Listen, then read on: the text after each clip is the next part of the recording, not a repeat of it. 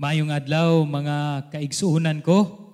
Salamat sa Ginoo kay diin kita nakatapok na pod karong Domingguha aron sa pagtuon sa pulong sa Dios. Magaduko ta sa atoang mga ulo ug magampo kita.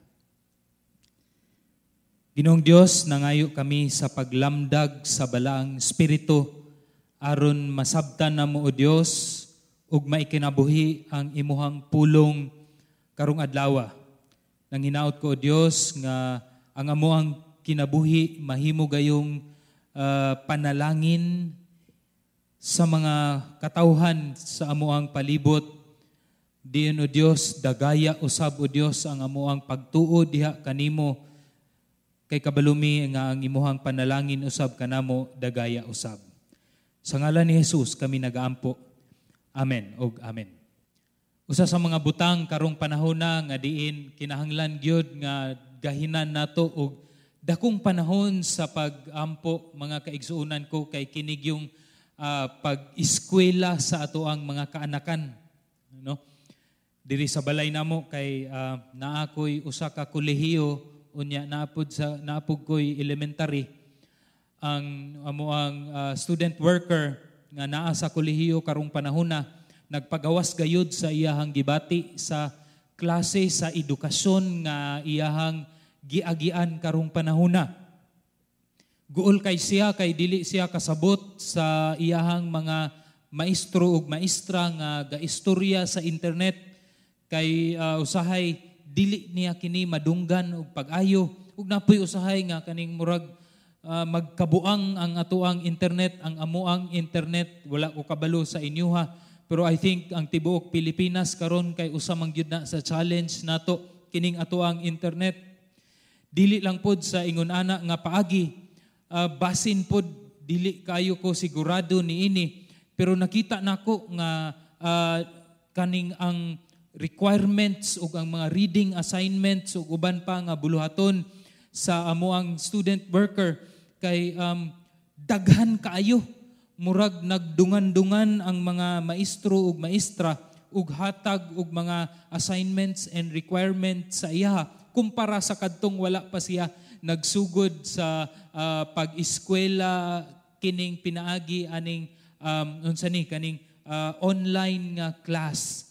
Tungod niini galibog siya og adunay kabalaka ang iyang kasing-kasing kung mahimo pabagayod siyang maayo nga estudyante ug maayo nga makat-on sa iyang mga kurso nga gikuha. Ako apong anak karong panahon na tungod pod lagi sa nagkabuang internet dinhi sa atoang dapit kay naulahin na pod sa iyang mga buluhaton ug mga requirements nga apason tungod sa iyang situation.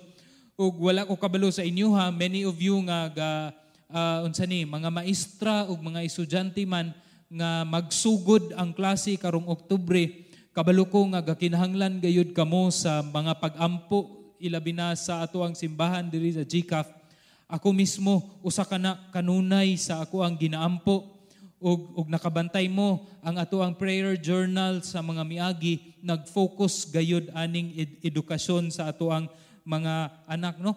Bisan ang pagsugod og klase sa Oktubre, murag dili naman kaayo gyud ni siya pariho sa una. Ako nagsugod ko og eskwela usab sa ako ang kolehiyo early 2000. Bisan og unsaon pod nako og lantaw sa ako ang kaugalingon niadtong panahona naagyud ni mugawas ning ako ang garbo nga magsulti sa akong kaugalingon nga maayo ko nga estudyante. Okay lang ko sa ako ang estudyante, pagka-estudyante. But looking at it from the perspective karong panahon na, nakita nako kung unsa gyud ay ko ka way klaro nga estudyante ni adtong panahon na. Kabantay mo sa mga social media na ay mga memes karon nga kanang nagpakita or nagpagawas bitaw sa pagpasigarbo sa mga tao sa kurso or sa karir nga ilahang gikuha. Naatay mga kaigsuunan nga mga nurse nga who is so proud of their profession and they make it as a meme, no? Kami nga mga ingon ani nga profesyon, ingon ani ang amuang kahimtang dili pareho sa uban. Not only that, mga IT people are kanang proud of their kanang unsa ni profession ug ilahang napili nga kurso. We see civil engineers, computer people ug uban pa, they make it a meme to show to the people nga unsa nila kagugma ang kining ilahang ginabuhat or kurso nga ginakuha. Ako mismo, naapod mi kaming gakuha o engineering sa una, naapod mi pagpasigarbo sa amo ang kurso. Dili man uso ang meme sa una, pero naay duha ka butang nga naa didto ang garbo namo isip mga engineering student. Usa ni ana kay ang amo ang notebook nga puno og mathematical formula, theorems, ug uban pa nga mga mathematical equations nga amo ang gikopya didto sa blackboard sa amo ang maestro ug maestra. Ang ikaduha ni ana kay ang amo ang scientific calculator. We take pride in those two things nga amo anang gisulod diha sa luyo sa bulsa sa amo ang pantalon. And those are the essential things nga gikinahanglan sa usa ka engineer. Ang uban pwede na daw to ipadaplin lang, and we take pride of that, no? Kay ang uban man kuno bit-bit og mga baga kayo nga libro apan ang usa ka engineering student scientific calculator, notebook, pwede na moadtog eskwela. Nay usa ka panahon nga ako ang igagaw ni bisita sa gikan sa US ni bisita, usa siya ka nurse, and I was a student back then. I was so proud nga kanang ako ang gibutang ang ako ang notebook tapad gyud didto sa asa diin niya makita og dali. Unya tuod man iyang nakit-an og iyang gitan-aw, unya nisulti din siya og mga butang nga murag makapabaga sa atay, no? Kanang mga phrases nga grabiha ani, oy di ko kasabot ni ini. Unya ako pud mismo ning natandog po dayon ang garbo kung unsa lugar kamaayo nga estudyante. But then wala nila nahibalan kay kung imuhang tan-awon ang ako ang grado ni adtong panahona ga kumbabit o wala sila kabalo nga sa miagi nga semester aduna di ay koy mga hagbong nga mga subject, but I take pride in telling myself nga okay ra ko, maayo ko nga estudyante kay naa koy notebook nga puno og mga equations, and I tell people that I'm okay, that I am a good student, when in fact, dili di ay ko maayo nga estudyante. When we look at humanity, makita nato nga tungod sa fall, Genesis chapter 3, naa kitay tendency nga murag lantawon nato ang ato ang kaugalingon nga mas adunay mas maayo nga sitwasyon, or we look at ourselves much better than what the Bible actually tells us of who we are.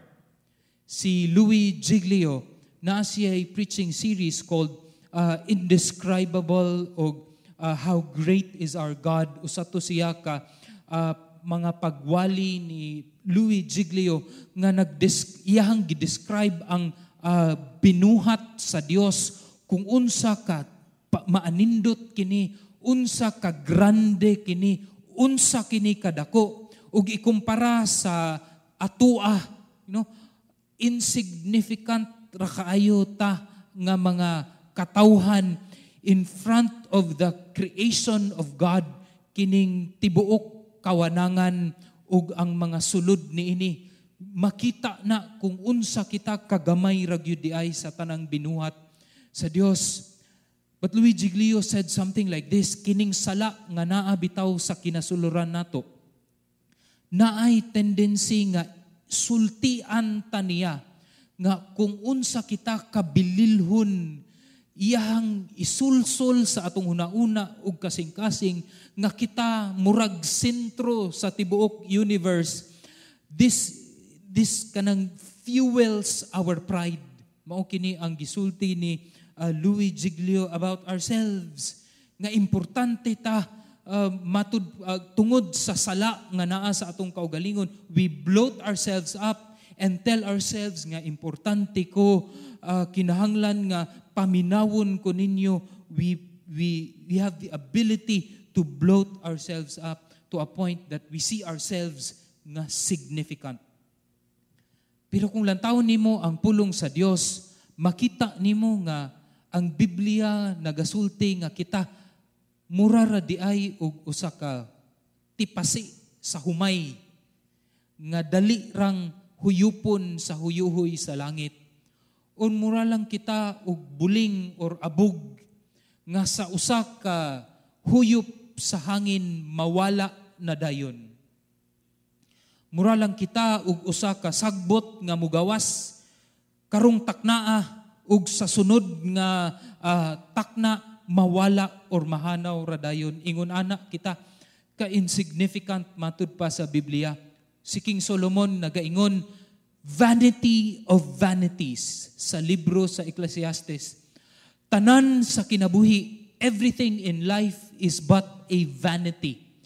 Ang Hebrehanon nga pulong anang vanity kay ang pulong nga hevel or sa paghubad sa Binisaya kay mura lang siya og kanang or sa in English mura lang siya og a vapor or a mist nga naa karon sunod segundo mawala radayon. But that's what we are. Usa kita ka binuhat sa Dios nga og lantawon nimo, ikumpara nimo sa universe ug ikumpara nimo sa pagkadako ug pagkakusgan sa Dios. We are insignificant. However, again, tungod sa fall, sa pagkalaglag, atong ginasultian ang atoang kaugalingon of the opposite of that. Atong ginaingon sa atoang kaugalingon, dili lang sa atoang kaugalingon ug sa ubang tawo nga importante kita, naa kita'y bili. I even tell myself nga I was a good student, I was a good person when in fact I was really not. Kung imuhang lantawon lang, we tell ourselves kung unsa kita ka maayo, kung unsa kita ka buutan, kung unsa kita ka relihiyoso, ug unsa ang ato ang ginabuhat nga kanang purposeful ug it matters a lot. Sa pipila ka semana nga miagi, usa sa ato ang kauban dinhi sa staff sa GCAF namatay, ug aduna ako'y tsansa nga makabisita sa iyaha, sa iyahang patay nga lawas, kauban sa iyahang pamilya, ug makawali usab didto. Maula gini kining usahay nga makabisita kita og usa ka lugar nga daghan ang tawo nga maminaw. Ang atuwa usab nga pagwali ilabi na kung nagasentro sa ebanghelyo ni Kristo, murag mainiton usab nga pagwali nga murag aduna pay pakurug-kurug sa tingog ug pinasagit-sagit because of the passion kay basin ang mga tawo pirmiro pa nilang pagpaminaw sa ebanghelyo ni Kristo. And tuod man ang katong lugara kay puno gyud siya, murag usa siya ka barangay nga puros paryente ug puros uyuan ug uban pa nga naminaw. Unya kini nga mga paryente kay dili pareho nato og simbahan naa sa pikas og dako nga simbahan. Adunay relihiyon apan dili ta sigurado sa relasyon diha ni Ginoong Kristo Jesus. Sa pagkahuman nako og pagwali, niduol ang mga kalalakinan ug nakig-istorya di ay dayon kanako.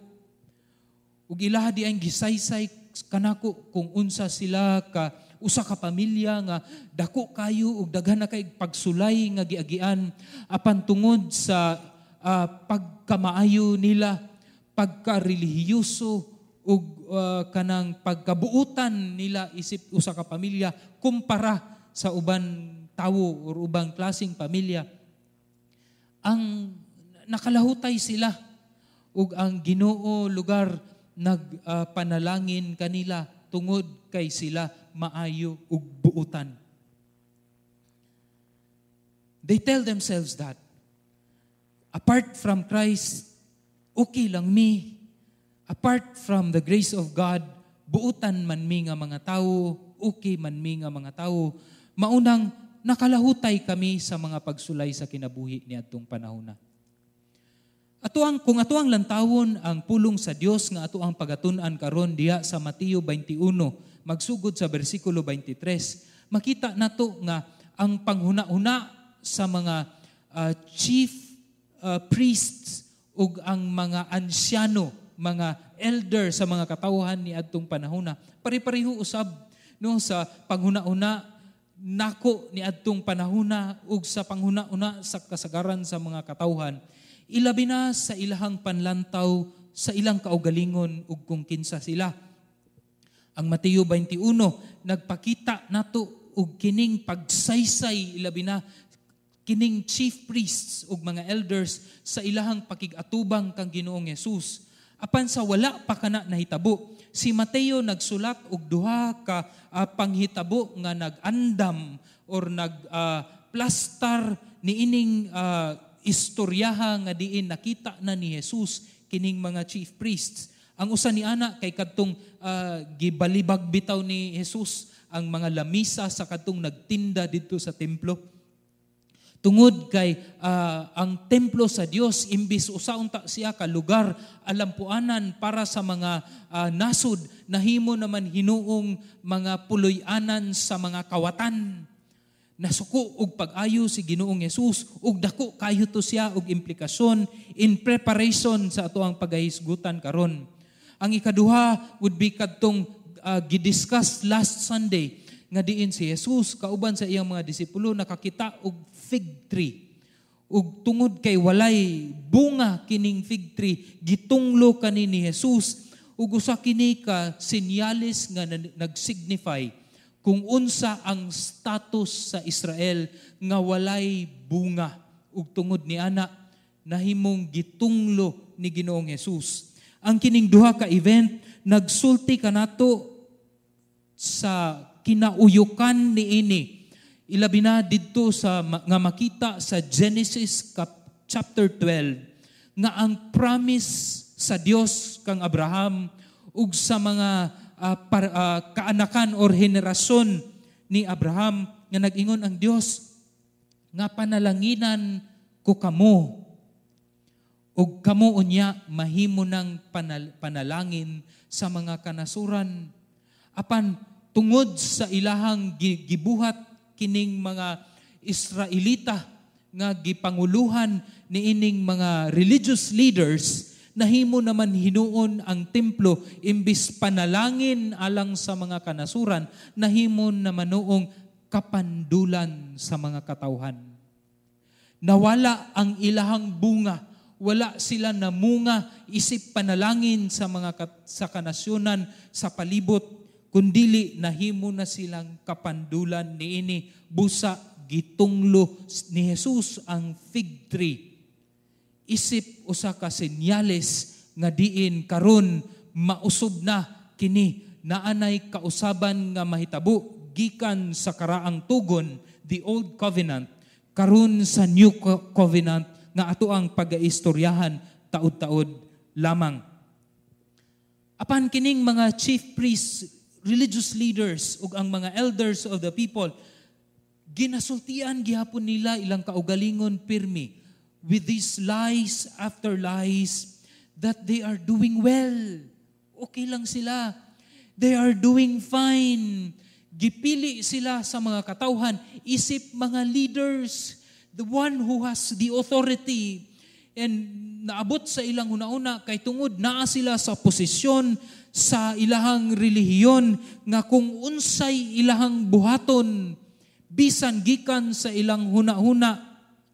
But then ingnon lang nila in the name of God, adunay approval gikan sa Ginoo, gikan kay Yahweh padung kanila. Liman ka matud pa sa Mateo, kining mga religious leaders would adorn themselves with beautiful and great clothes para makita sa mga tao nga sila gayud respetado. Maigiingon ni Jesus. Ug napoy usahay, they would go to the other extreme nga magsanina sila ug murag luoy kaayo ang ilahang nawong, ilahang tuyoon ug pahiwi-hiwi. aron ipakita sa mga tao kung unsa sila kamatarong kay sila nagfasting man, matud pa ni Ginoong Hesus. Ginabuhat kana nila kay para makita sa mga katawhan, ilahang ginasultian ang ilahang kaugalingon o ginasultian nila ang mga katawhan nga okay lang sila. They are doing well. What they are doing are significant ug para sa Dios. Kay gibuhat ni nilang tanan when in fact Jesus saw them for who they really are. Mga tao nga hilabihan, kadautan, hugaw sa sulod, puno og mga ulod, puno og mga maggots. And Jesus calls them as dangerous false teachers. Taas kayo ang panlantaw nila sa ilang kaugalingon tungod sa otoridad nga naa nga gihatag kanila sa mga tao that they missed the Messiah.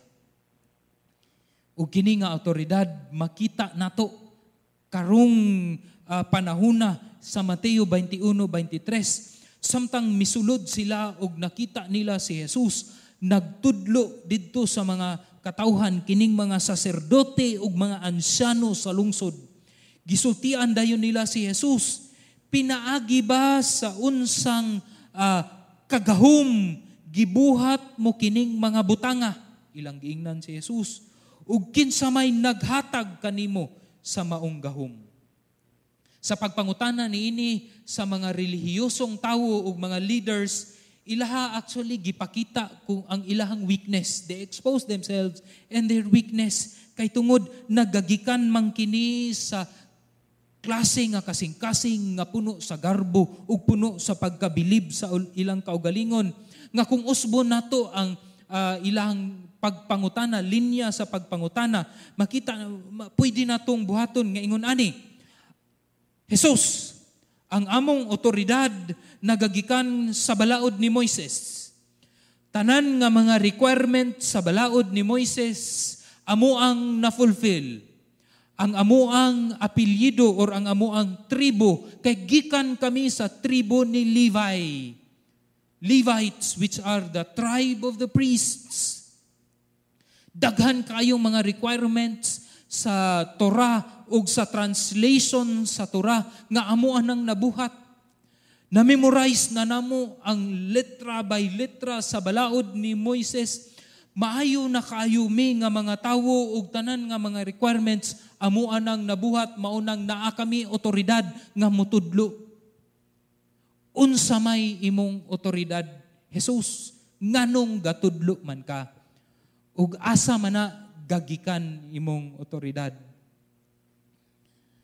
Makita nato sa pag-istorya or pagpangutana sa mga relihiyosong tawo sa ingon ana klase nga pangutana.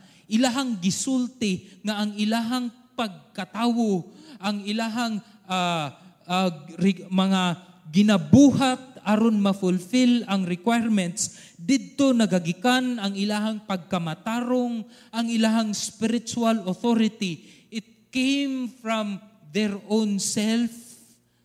Wala actually nagagikan sa Dios. They have forgotten that their ancestors nag-declare sa Genesis 15:6 that their ancestors, si Abraham, si Moses, ug uban pa, believed in God. Ug tungod sa ilahang pagtuo diha sa Dios, tanan nila nga gibuhat was credited to them as righteousness. Dili tungod sa ilang hard work, but tungod sa ilahang pagtuo sa Dios. Their authority, spiritual authority, ug ang ilahang katungod nga mahimong pangulo, wala nagagikan sa unsamang mga balaod nga ilahang gipaningkamutan nga mabuhat, kundili nagagikan kini sa grasya sa Dios nga diin sila nituo sa Dios.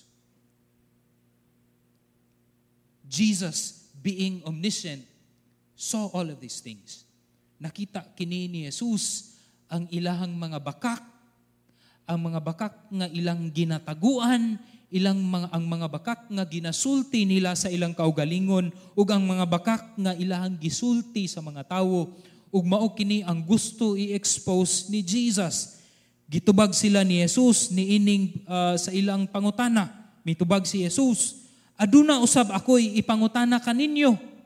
Kung inyong akong tug-anan niini, nan tug-anan ko usab kamo, pinaagi sa unsang kagahom gibuhat ko kining mga butanga. Ningon si Jesus, ang bautismo ni Juan, diin ba kadto gikan? Gikan ba sa langit o gikan ba sa mga tawo? Pagkadungog sa mga religious leaders ni adtong pangutana o request ni Ginoong Jesus, naglibog sila ug di sila kabalo o unsay itubag. Maunang nagsabot-sabot pa sila. They had to collaborate and ask themselves, unsa may atong tubag? Kung ato ang tubagon nga gikan sa langit, muingon unya siya kanato, nan nganong wala man lagi ninyo siya tuuhi. Or kung muingon kita nga gikan sa tawo, mahadlok ta. Kaya ang mga katawhan, gatuo ra bagyod nga si Juan usa ka propeta. Busa ang tubag nila kang Jesus kay kini. Ambot. Ambot lang ug asa gikan kining otoridad ni Juan. Ningon si Jesus usab kanila, nan dili ko usab kamo tug-anan pinaagi sa unsang kagahom gibuhat ko kining mga butanga. Dinhi nato makita nga kung ang imuha ganing otoridad or ang imuhang pagkamatarong or ang imuhang pagka-espirituhanon kay gikan lugar sa imuhang pagpaningkamot, no, nga mahimo kang maayo, mahimo kang buutan, inubanan sa approval sa mga tawo nga okay na, dili gikan sa approval sa Dios. Ang integridad niining mga religious leaders atubangan sa kamatuoran sa Dios nahugno kini sa atubangan sa kamatuoran sa Dios tungod kay ang ilahang otoridad nagagikan man sa ilahang kaugalingong pagpaningkamot ug sa nagkausob nga approval sa mga tawo. Na-expose na hinuon karon nga ang otoridad nga naa kanila kay unstable, dili siya reliable, and ultimately false. Wala na hinuon sila'y otoridad at tubangan ni Jesus nga mo demand nga tubagon ni Jesus ang ilahang pangutana. Because in the first place, their authority is unstable and false. Makita nimo kung unsa ka genius ang klase sa pagtubag ni Ginoong Jesus niining mga tawhana. Nga kining mga tawo nga mutrap kang Ginoong Jesus, nahimo na hinoong nabitik sa usalang kapangutana ni Ginoong Jesus. Amazing, the Lord Jesus Christ. Usa pa gyud nga gusto na kong i-discuss kanato kay ang area nga nganong gi-bring up man ni Ginoong Jesus si John the Baptist. Niining panahon na, patay na si John the Baptist, maunang caught unaware gayud kining mga chief priests. Gi-brought up ni Ginoong Jesus si John the Baptist because si John the Baptist placed a very important role sa connection sa Old Covenant ug ang New Covenant. Pagkahuman ni Prophet Malachi in the Old Testament, na ay 400 years nga wala na nagpadala ang Dios ug laun sa mang propeta nga gaistorya sa iyang mga pulong directly towards the people, to the people.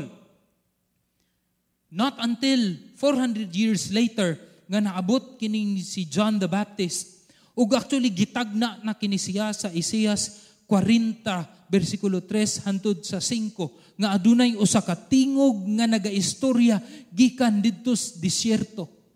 voice of the one calling, who will prepare nga magpreparar sa dalanon sa Dios, sa dalanon sa Messiah.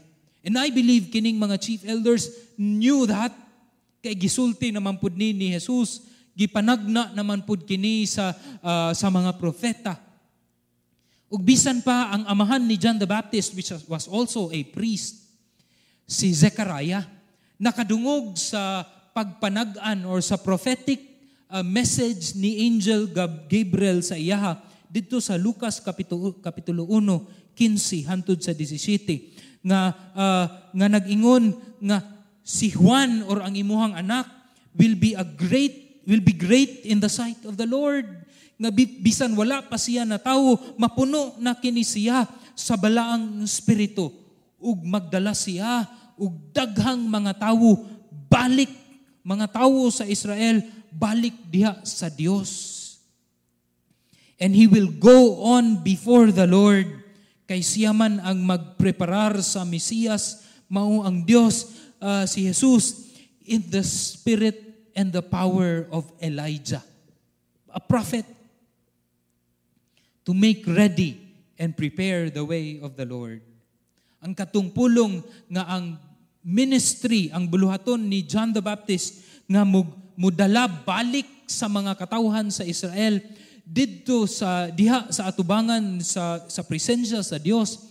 Dili lang ni siya pareho sa gibuhat ni Nehemiah or ni Zerubbabel nga diin gikan didto sa Babylon, gidala niya balik physically ang mga Israelites sa promised land. It's not a physical returning, but it is one of a spiritual returning. Sa spirituhanong pamaagi, mubalik ang mga tao pinaagi sa paghugas, sa tubig, sa repentance, the water of repentance, and that is the baptism nga ginabuhat ni John the Baptist. A symbol of cleansing, pagpanglimpyo diha sa tubig sa bautismo. Mao kana nga ang ginasyagit permente ni Juan Bautista kay repent and be baptized, for the kingdom of heaven is near. Pag hinulsol kamo ang Israel, kay mubalik na ang gingharian sa Dios, ana-ana ang gingharian sa Dios. What is John? Unsa may ginatawag ni John nga mo-repent ang mga katawhan sa Israel? Well, una ni ana ang ilahang rebellious nga panguna-una ug kasing-kasing nga gikan pa sa panahon ni Moises didto sa kawanangan, balik-balik ang kagahi ug ulo, ang rebellion. Ang idolatry sa kasing-kasing sa mga tawo, usapod kana nga gabalik-balik sa panahon sa Old Testament, gabalik-balik ang ilahang pag-worship ug laing mga Ginoo. And lastly, kining understanding sa mga tao sa Israel ni anang panahona nga ang pagkamatarong makuha nila diha sa pagbuhat or pagsunod sa balaod ni Moises, letra by letra. Maunay ginatawag usab ni John the Baptist nga maghinulsol kamo sa ingon ana, klaseng nga pagtulunan or ginatunan ninyo or pagtuo ninyo. Kay nganuman niingon man si Jesus kabahin kay John the Baptist nga siya gikan sa dalan sa pagkamatarong, atua ka ng mahisgutan taod-taod lang. Apan sa pananaw sa mga religious leaders kay John the Baptist, ilang nakita nga murag dili man ni siya pareho sa amua nga lifestyle. Ang klase sa pagkinabuhi ni John the Baptist kay usaman nga kanang ascetic nga lifestyle. Matud pa nila, kini si John the Baptist, he doesn't look like us. He doesn't talk like us.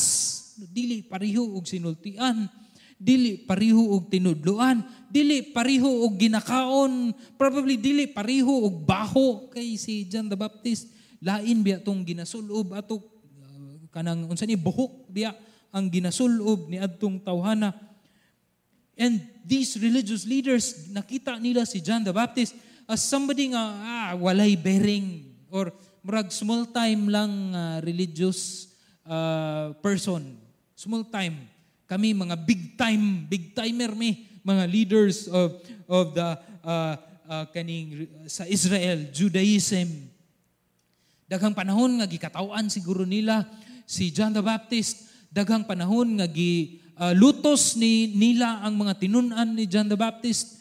Daghang panahon nga gikatawan nila ang buluhaton ni John. Siguro na kadtong panahon nga namatay si John the Baptist, grabe ang ilahang selebrasyon ni ato. But then they cannot deny the fact nga hinay-hinay ang mga tao sa Israel ning usob. Adunay daghang nagpabautismo ug nituo sa pagwali ni Juan Bautista nga maghinulsol ug mobalik sa Dios. And many have started to believe that indeed he is a prophet of God. Kining mga leaders, religious leaders, keep telling themselves nga naa lagi ta sa saktong lugar, maayo lagi tang tawo, apan kung lantawon nimo ang palibot, nagka-expose na kining mga dautang kasing-kasing ug binuhatan ni ining mga tao. Jesus was not finished with them yet. Maunang karon si Jesus muhimo siya punto nga diin makahingangha ug makapaamgo ni ining mga religious leaders, mga chief priests. Ningon si Jesus sugod sa 28. Unsay hinyong huna-huna paghuna-una niini? Usa ka tawo may duha ka anak nga lalaki. Ug miadto siya sa usa ug miingon kaniya, anak, umadto ka og pagbuhat didto sa parasan karon. Ug ang anak mitubag, dili ko. Apan sa ulahi nagbasol siya ug siya miadto. Bersikulo 31, ug ang tawo miadto sa ikaduhang anak ug iyang gisultihan siya sa ingon ug siya mitubag kaniya, moadto ako tay. Apan wala di ay siya moadto. Hain man niining duruha ang nagtuman sa kabubuton sa iyang amahan. Sila karon miingon, ang mga religious leaders miingon, ang nahiuna maoy mituo sa iyang amahan. Niining pasumbingay, si Jesus gidescribe niya ang Jewish people into two kinds of groups or two sons. Ang pirmiro nga grupo kay mga tao nga nahibalo, adunay kahibalo sa sugo ni Moises ug sa tanang mga commandments, apan ang ilahang kinabuhi wala nahiuyon niini. Murag ni-decide sila nga dili nila kaya mabuhat kining buluhaton ni Moises or natawo sila sa sitwasyon nga dili nila kaya sundon ang balaod ni Moises. Maunang nagkinabuhi sila nga opposite sa balaod ni Moises. Mao kini ang mga tawhana nga mga prostitutes, mga criminals, mga tax collectors ug mga tawo nga tataw kaayo ang ilahang pagtalikod sa mga balaod ni Moises. The Old Covenant tells them to follow the commandments of God. Ang kining balaod ni Moises, apan dili man nila kaya. Apan here is John who preached on repentance, maghinulsol kamo, mag-usub kamo, samtang kining mga tawhana nga nakahibalo sa balaod sa Dios, ilang gilantaw, ilang kaugalingon in front of the mirror that is the law of Moses. Nakita nila kung unsa sila ka makasasala, kung unsa sila ka bulingot, atubangan sa samin sa balaod ni Moises. Naminaw sila kang Juan Bautista ug sila naghinulsol gayud sa ilahang mga kasalanan. Ug karon many of them starting to put their faith in the Lord Jesus Christ nga maoy mukumpleto sa dakong istorya sa Dios diha sa bag-ong kasuguan, the new covenant. Ningon ang pasumbingay nga mauto sila kay tungod sa ilahang paghinulsol ug pagtuo sa gisulti ni Juan Bautista. Matud pa, mahitungod kang Ginoong Hesukristo, sila ang mga tao nga niingon og sige mo adto na lang ko. Sila na hinuon ang nanarbaho sa gingharian sa Dios. Apan ang ikaduha nga grupo nga giingnan sa amahan nga trabaho ka sa akong parasan nga mao ang karaang covenant, the old covenant. Ug ningon kining anak nga sige, manarbaho ta. Musunod kita sa balaod ni Moises. Apan nalimtan nila nga sa parasan sa Dios dili ang pagpaningkamot maoy mulungtad or mahimong kwentahon, kundili ang pagtuo nimo sa Dios nga gasugo kanimo didto sa parasan. Na naman ang ilahang focus sa litra by litra nga pagsunod sa balaod sa Dios. Ilahang nalimtan ang pagtuo og relasyon diha kay Yahweh. Nga sa panahon nga nakita nila or nadunggan nila ang pagwali ni Juan Bautista nga maghinulsol kamo, mingon sila silang kaugalingon, okay naman mi. Nganong maghinulsol man mi, nga nagtrabaho naman kami sa parasan sa Dios. Sa ilahang pagdeklarar ni ana nga mga pulong, sila mismo na disqualify sa pagtrabaho sa parasan sa Dios. Nga sa panahon nga miabot ang Mesiyas nga si Ginoong Hesus, ila kining gisalikway ug wala gituhuan ug nahimo na hinuon silang wala na narbaho sa parasan sa Dios. Ningon si Jesus, sapagkat tinuod 31, ang mga maniningil sa buhis ug ang mga daotang babay managsulod sa gingharian sa Dios una pa kaysa kaninyo ang ikaduhang anak. Nga ang leader ni ana mao kining kaistorya ni Ginoong Hesus. Kay kaninyo mianhi si Juan nga nagtultol sa dalan sa pagkamatarong ug wala kamo mituo kaniya. Apan ang mga maniningil, mao na to, wala kamo mituo kaniya. Sila na hinuon maoy mituo kaniya. Ningon si Jesus nga si Juan Bautista nagagikan sa dalan sa pagkamatarong, dili ni tungod kay nanarbaho si Juan Bautista, kundili sama sa mga propeta nga miagi sa Old Testament. Ang pagkamatarong ni Juan Bautista kay nagagikan diha sa iyang pagtuo sa Dios. Daghang mga tao gatuo nga ang kining karaang tugon ug ang bag-ong tugon, the old and the new covenant are two different things. Apan ug basahon nimo ang pulong sa Dios, kining duha kay usalam o duha ka parte sa usa ka dakong istorya ni Ginoong Dios.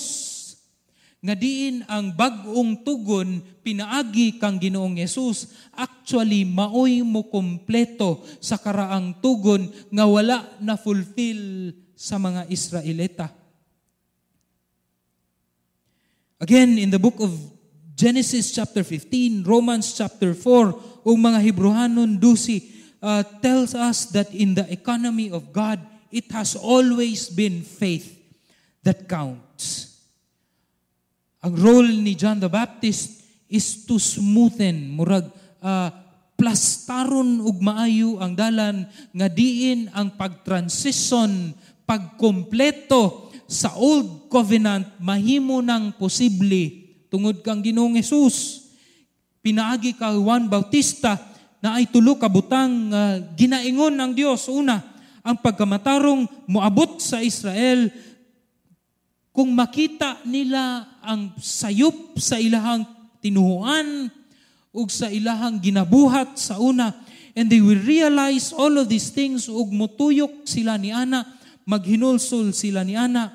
Ang ikaduha, ang pagkamatarong moabot gayud sa Israel, kung dili lang nga mutuyok sila palayo sa ilang mga sala, kung dili mutuyok sila padulong sa Lamb of God, who takes away the sin of the world, that is the Lord Jesus Christ. Ug ang ikatulo, pinaagi kang Juan Bautista, gisulti sa Dios nga kining Lamb of God will be the ultimate agent.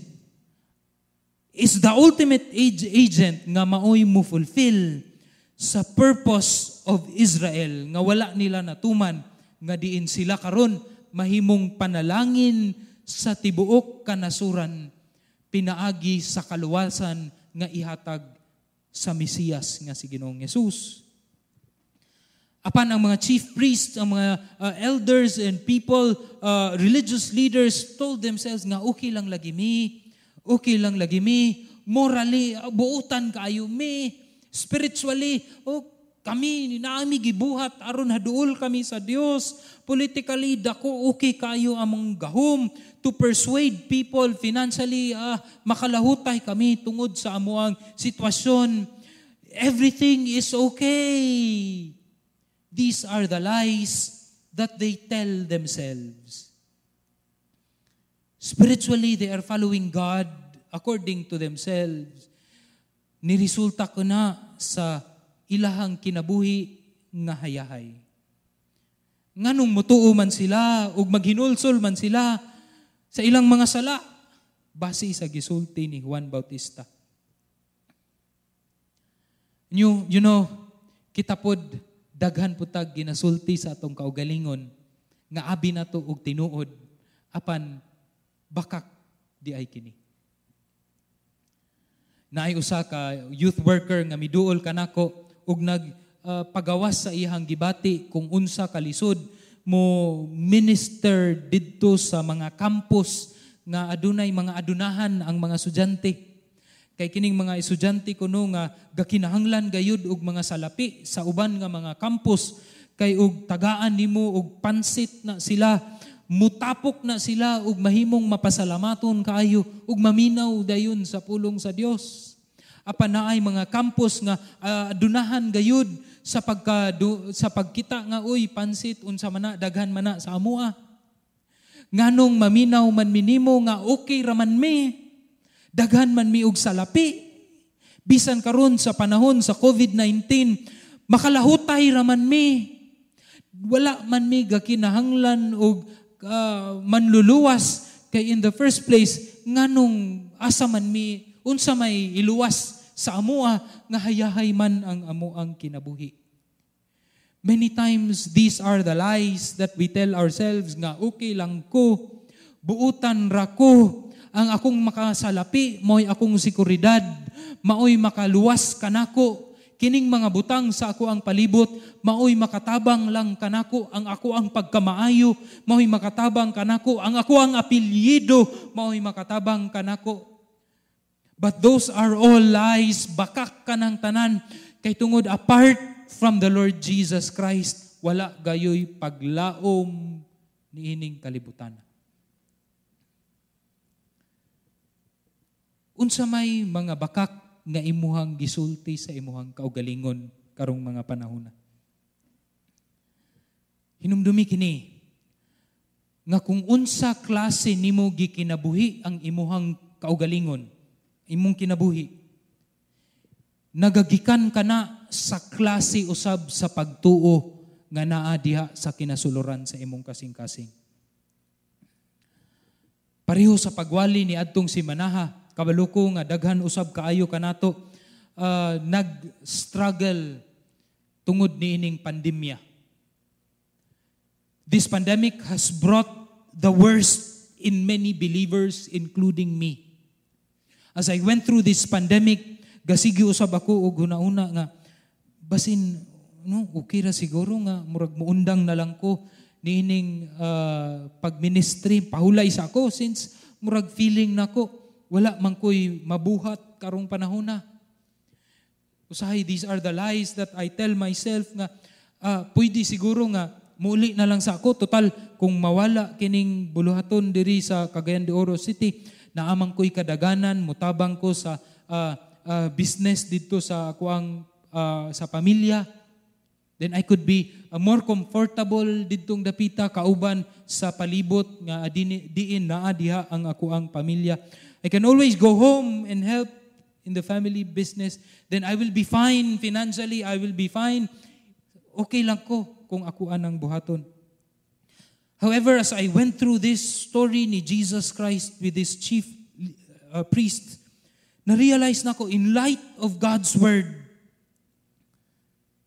that it is actually telling me that, the lies, ang kaning bakak nga akong ginasulti sa akong kaugalingon is telling me that I can get satisfaction in life kung ako ang sundon ang desire sa ako ang flesh, ang akong kaugalingong desire. Instead of following God's purposes for my life. You see how twisted and how deceiving these lies we tell ourselves. But in light of God's infallible word, nakita na ko nga everything else is just vapor. Kung wala ang Diyos ni anang tanan. Ako, I am never good enough. I am never good enough. Like I was never a good student before. I was never a good son to my parents. I was never a good brother to my brothers. Dili ko maayo nga amigo o rigala. Dili ko maayo, wala ko'y pulos. But during the times nga nakita nako kung unsa ako kaway pulos, maupod to nakita nako ng panahon nga ang grasya sa Dios dagaya.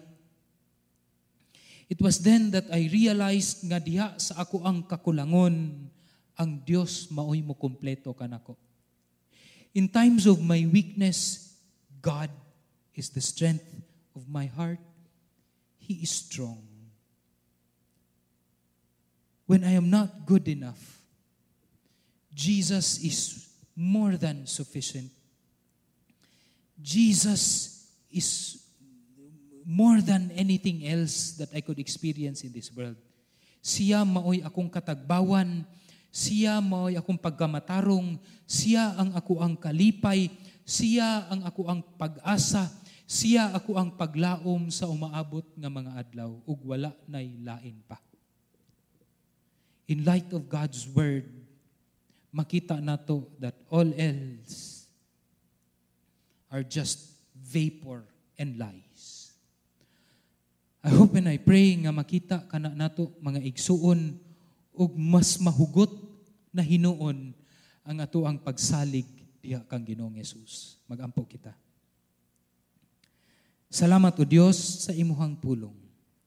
Ug nagaampo ako nga mo tisok kini sa tagsa-tagsa namo kakasing-kasing.